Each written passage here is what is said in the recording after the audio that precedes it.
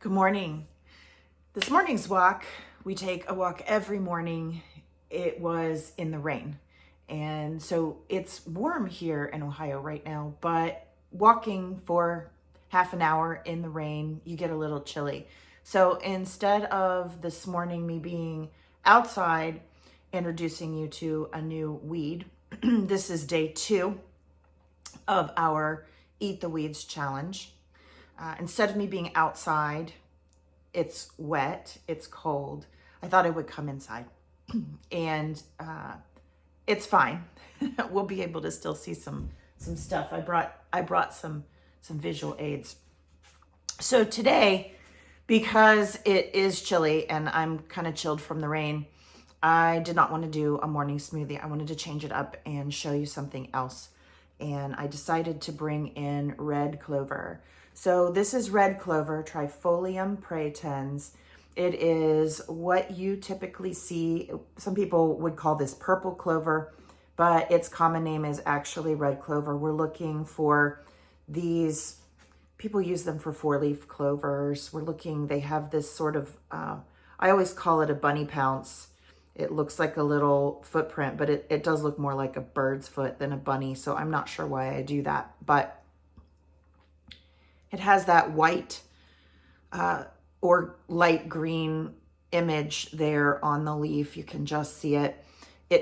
Red clover does have a look-alike. It's wood sorrel, and it'll have a yellow bloom on it, and it'll be much lower growing. If you get mixed up and you grab the wrong thing, it's not going to be a big deal because wood sorrel is also edible. But you'll know that you got a hold of wood sorrel instead of this. This is going to taste more green, more like a green out of your garden, maybe spinach. Wood sorrel has that bright lemon note, so it's really tart. You don't have any tartness here. Most people know that with red clover, we are using just the top. So if I were harvesting this, and in general herbalism speak, we're going to harvest just that top. And that's what you see in like our everyday blend, our tea blend. You'll see just this top in there. But the truth of the matter is that the whole red clover plant, everything above ground, the stems, the leaves, the flowers, they're all edible. And they're all going to contain the same benefit in them. They're all going to contain the same nutrition. So in our Eat the Weeds challenge, I am hoping to show you that we don't necessarily need to be taking pill supplements, but we can supplement with our weeds. These are packed with nutrition. And so in that interest, I will share with you that red clover has calcium and magnesium in a really good balance so that you don't get calcium being used inappropriately in the body. It is a good source of chromium, and anytime you have a weed that has chromium in it, it is feeding your blood sugar balancing system.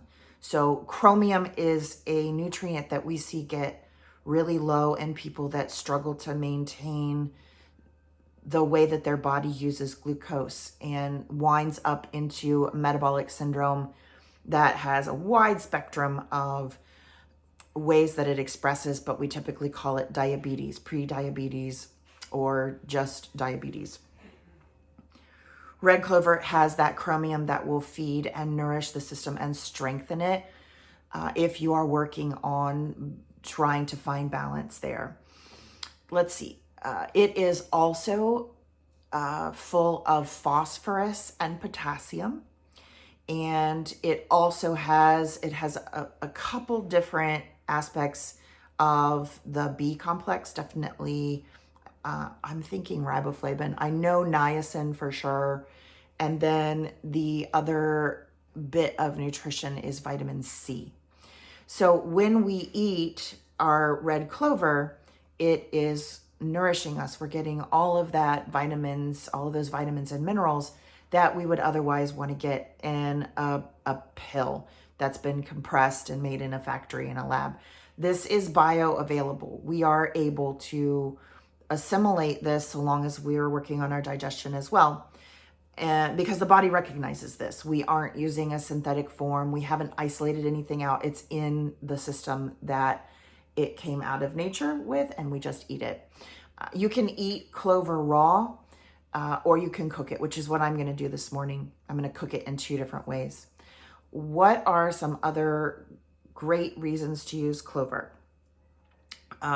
Many people know that it is a blood renewer. It's an alterative, alterative,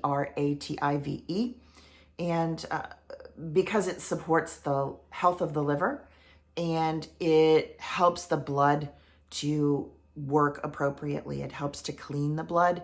That's one of the jobs of the liver. So this can be beneficial if you are looking to detoxify. It is a bit of a blood thinner, so it will support the cardiovascular system in health. There is some suggestion that the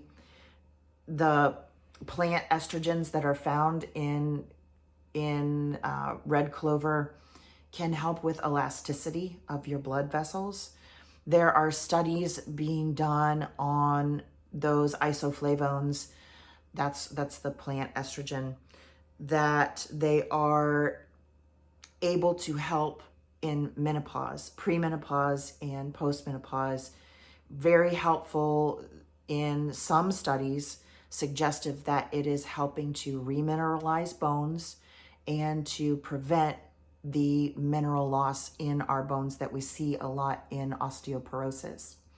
It is often used for symptoms in menopause, and it's an overall nourisher in the body.